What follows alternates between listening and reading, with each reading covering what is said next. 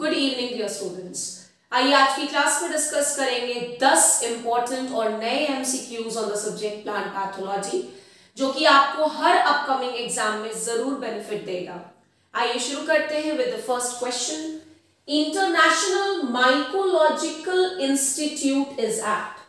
जैसा कि आप सभी बच्चे शायद जानते होंगे और अगर नहीं जानते हैं तो जान लें कि माइकोलॉजी जो है that is the study of fungus, और यहां पर पूछा गया है इंटरनेशनल माइकोलॉजिकल इंस्टीट्यूट कहां पर है? यूएसए, इंग्लैंड, इंडिया या none of the above? So the correct answer is going to be England. ये क्वेश्चन उन बच्चों के लिए और ज्यादा इंपॉर्टेंट है जो जेआरएफ लेवल पर किसी भी सब्जेक्ट से जेआरएफ देने का टारगेट रखे हुए हैं। खास तौर पे अगर आप प्रिपेयर कर रहे हैं जेआरएफ प्लांट साइंसेस से, सो उस टाइप के भी एग्जाम्स के लिए दिस इज वेरी इंपॉर्टेंट। और साथ ही साथ सीयूईटी और किसी भी स्टेट लेवल का पीजी एंट्रेंस में डेफिनेटली ये क्वेश्चन आपको देखने को मिल सकता है। Coming to the second question, LLS and ELS are related to. Actually LLS और ईएलएस जो है ये बेसिकली लेट लीफ स्पॉट को रिप्रेजेंट कर रहा है, और ईएलएस जो है this represents early leaf spot. Question पूछा गया है कि एलएलएस एंड ईएलएस किस क्रॉप से रिलेटेड है। तो आपको बता दूं कि जो लेट लीफ स्पॉट है this is the other name for late tikka. ये लेट तिक्का के लिए यूज होने वाला एक दूसरा शब्द है, और ईएलएस यानी early leaf spot stands for early tikka. तो अब आपको क्लियर हो गया होगा कि इस क्वेश्चन का आंसर क्या होने जा रहा है। So that will be definitely groundnut. अब आप सभी बच्चों का काम है कि कमेंट सेक्शन में मुझे ये बताइए कि अर्ली तिक्का किस पर्टिकुलर स्पीशीज ऑफ फंगस से होता है और लेट तिक्का इन ग्राउंडनट किस पर्टिकुलर स्पीशीज से होता है।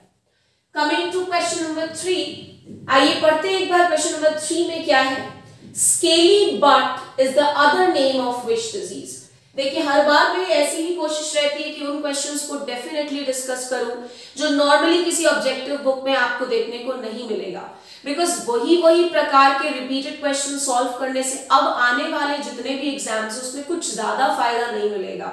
आपको नए क्वेश्चंस को अटेम्प्ट करना आना ही चाहिए, जैसे कि इस तरह के क्वेश्चंस कि स्केली बट किस डिजीज का दूसरा नाम है?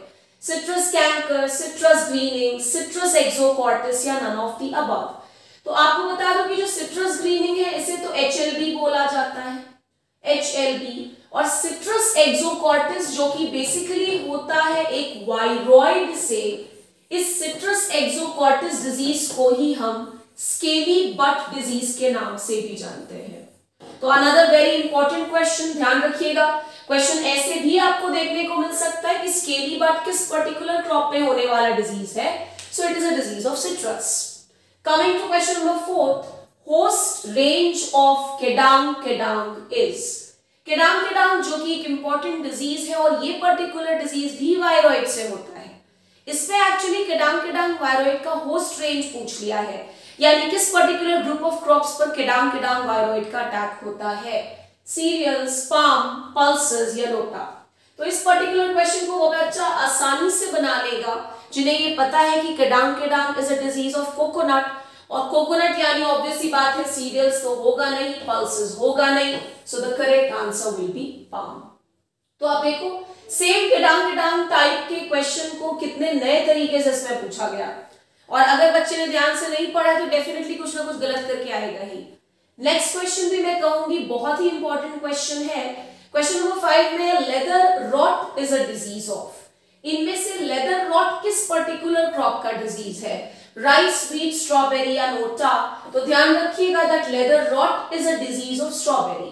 और ऑब्वियसली बात है अगर आप किसी बीमारी का नाम पढ़ रहे हो तो दिमाग में एक क्वेश्चन हमेशा बना रहता है कि ये किस पर्टिकुलर माइक्रो ऑर्गेनिज्म से हो रहा है। तो पहला तो ये ध्यान रखिएगा कि ये फंगस से होता है, और ये किस फंगस से होता है? सो ध्यान रखेंगे it is caused by phytophthora carltorum. Phytophthora carltorum. Generally आजकल के एग्जाम्स में ट्रेंड बना है उन क्रॉप्स को या उन क्रॉप्स की डिजीजेस को पूछने का जो जनरली हम नहीं पढ़ते हैं, जैसे स्ट्रॉबेरी के बारे में बिल्कुल basic horticulture point of view से पढ़ करके हम डिजीजेस पर, इंसेक्ट्स पर जाते ही नहीं है। और अगर आप इसी बार के जेआरएफ प्लांट साइंसेस के पेपर को उठा करके चेक करोगे तो उसमें मैच द फॉलोइंग वाले सेक्शन में स्ट्रॉबेरी की डिजीज को पूछा गया है। कमिंग टू क्वेश्चन नंबर 6, इसको पी साइलेंट रहेगा, ध्यान रखिएगा और इसको प्रोनाउंस कीजिएगा साइलोसाइड सेमिलानेक्टा। साइलोसाइड सेमिलानेक्टा इज, तो बेसिकली जो साइलोसाइड है that's a type of mushroom और इसका कॉमन नेम पूछा गया है। पहला है इंकी कैप, दूसरा है लिबर्टी कैप, तीसरा is death cap and the last is NOTA. तो आपको बता दूं कि जो साइलोसाइड सेमिलानेक्टा है इसे लिबर्टी कैप भी कहा जाता है। Coming to question number 7, Peziza is a, option number A is bacteria, option number B is fungus, virus and NOTA. तो बच्चों ध्यान रखिएगा कि जो पेजिजा है that is basically a fungus.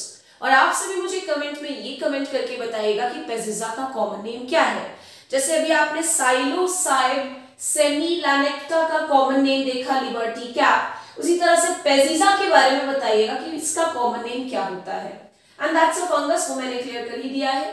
Coming to question number 8, sexual stage is known as anamorph, teleomorph, holomorph या NOTA. तो आपको बता दूं यहाँ पर जो सेक्सुअल स्टेज पूछा गया है वो फंगस के सेक्सुअल स्टेज को और किस नाम से जाना जाता है ये पूछना चाह रहा है क्वेश्चन में। तो आपको बता दूं that sexual stage of fungus is known as teleomorph. बहुत ही इंपॉर्टेंट सवाल, बहुत नया क्वेश्चन, तो डेफिनेटली इन सारे क्वेश्चंस को नोट डाउन कीजिए और जब कभी एग्जाम्स होता है उससे पहले इन क्वेश्चंस को जरूर से गो थ्रू कर लीजिएगा।